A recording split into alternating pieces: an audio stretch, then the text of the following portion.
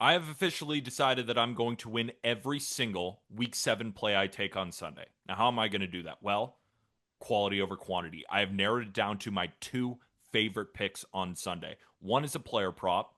The line should be way higher. We're taking it over. And the other one is a money line that should be much more expensive than it currently is. Welcome to the channel. My name is Peter Apple, and this is the home for all of my NFL picks. Before we begin, the best way to support these free picks and analysis is just simply by liking the video, commenting down below if you have any questions about these picks, you have questions about other picks, happy to answer those, and hitting that subscribe button. I make these videos to help you, so hopefully you can help me in the process by just a couple of taps on the screen.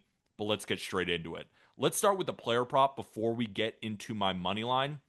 We're looking at a receiver for the Washington Commanders, a game in which should be pretty high scoring, right? The total is 54 and a half. It's an indoor stadium. It's also a pick 'em price, or basically close to that, between the Commanders and the Cowboys. So it should be competitive throughout. But one thing, at least going into the game, I was perplexed, and that's why I dove deeper into it. Who's Jaden Daniels going to throw to? No Terry McLaurin. Noah Brown was just put on IR. And Debo Samuel, I actually made this bet before Debo Samuel was announced out. That's only going to help my case even further. Who is Jaden Daniels going to throw to? I got it. Remember the name Chris Moore. He's going to step into an immediately, significantly expanded role for Washington's passing game. Last week against Chicago, 20.8% target share. Notable volume spike that I don't think is going to disappear given the current state of the receiver room in Washington. Last week, he saw 5 targets. That was only one behind Zach Ertz and tied with Debo Samuel. But of course, now no Debo Samuel. But the matchup at hand is also, it couldn't really get any easier. The Cowboys ranked dead last in EPA per play, or EPA, excuse me, per dropback allowed. That's, of course, their secondary is not very good. They've been shredded through the air in virtually every game this season. So that inefficiency should translate to more passing volume and efficient opportunities downfield. And Moore's skill set actually aligns really well with this matchup. Averages 17 and a half yards per reception. His vertical route tree means he doesn't need a heavy dosage of targets to hit this over. One or two deep completions should get him there. In a game script that's set up for Washington to attack through the air against one of the league's weakest secondaries, Moore is positioned to capitalize on an increased volume and favorable coverage. This is one of those rare situations where a role player that not many people know can play a significant part in this game, and the market just hasn't exactly caught up. Now, Debo, I'm recording this about an hour after Debo was announced out, so there is potential for this line to move. I bet Chris Moore over 26 and a half receiving yards when Debo was expected to play. So now that he's not, my projection would go even higher. So depending on where it is, I'd have to go back in the lab, but before Debo was announced out, I would have taken it all at 29 and a half. But now knowing Debo is out, I think this guy could be into the 40s. So give me Chris Moore over 26 and a half receiving yards with confidence. Before we get to my next play, a reminder that you can find all of my picks on BetMGM. Just remember to use code JustGridiron if you're new, because if your first pick loses, you're going to get it all back in bonus bets. All of them, up to $1,500. All right, now it's time for the money line. We're going to pick a side between the Indianapolis Colts as they travel to LA to take on the Chargers.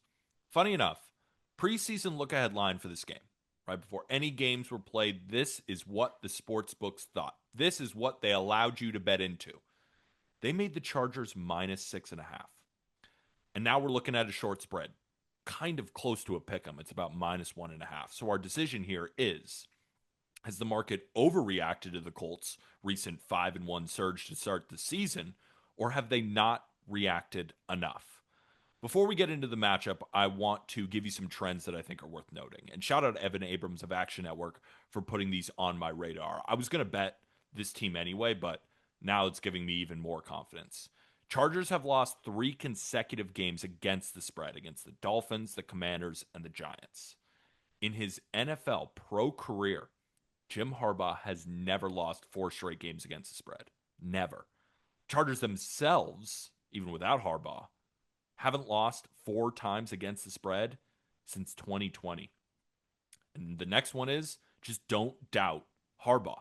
As an NFL coach, he's 31, 14, and 3 against the spread when the line either doesn't move from its opening or closing lines if it moves against him. So an example would be the look ahead line at -6.5 down to -1.5. Harbaugh is just second to Bill Belichick for the best mark against the spread in that spot. And one thing we know, now getting into the matchup, one thing we know about the Chargers is their run game is not very good, right? They lost to Marion Hampton. Hopefully, Kamani Vidal can step in. He did pretty well last week. But the main attraction is if the Chargers can throw on you and you don't get enough pressure on him, Justin Herbert looks like a cyborg. He's going to eat you alive. The Colts defense hasn't really been tested against elite passing attacks. They faced Jacoby Brissett and the Cardinals, who looked great, kind of. I mean, they converted a ton of third downs. Geno and the Raiders. You know, he's got 10 picks already. Unbelievable. Cam Ward and the Titans. Bo Nix and the Broncos. Decent. I mean, they should have even won that game. The Broncos should have. Stupid field goal. Dolphins. They aren't doing anything. Their one loss this season came against the Rams with Matt Stafford, who threw for 375 yards and 3 touchdowns in a 27-20 win. And I think that's what this game is going to look like. And that's when they were healthy, and they aren't right now. Charvarius Ward, who second highest graded corner, according to PFF, not on the Colts, the second highest in the league, was announced out for this game. There's cluster injuries here. Kenny Moore, the 6th highest graded corner in the league, is questionable and did not practice Friday after being limited all week with an Achilles. I think he's going to play. I'm making this bet assuming he's going to play, but I'm also assuming he's not 100%. Beyond the secondary, these guys are also going to play, but they're banged up. Linebacker Zaire Franklin, defensive tackle DeForest Buckner have all been dealing with nagging injuries this week. The Colts, remember when we were talking about pressure? They rank in the middle of the league in terms of pressure rate, but they rank 28th in pass rush win rate. If Justin Herbert has clean pockets, throwing against a banged up secondary at home, I think they'll push 30 points in this game. Indy on the other side, they're really good. Their offense has been awesome, but they are facing one of the tougher defenses that they've faced this year.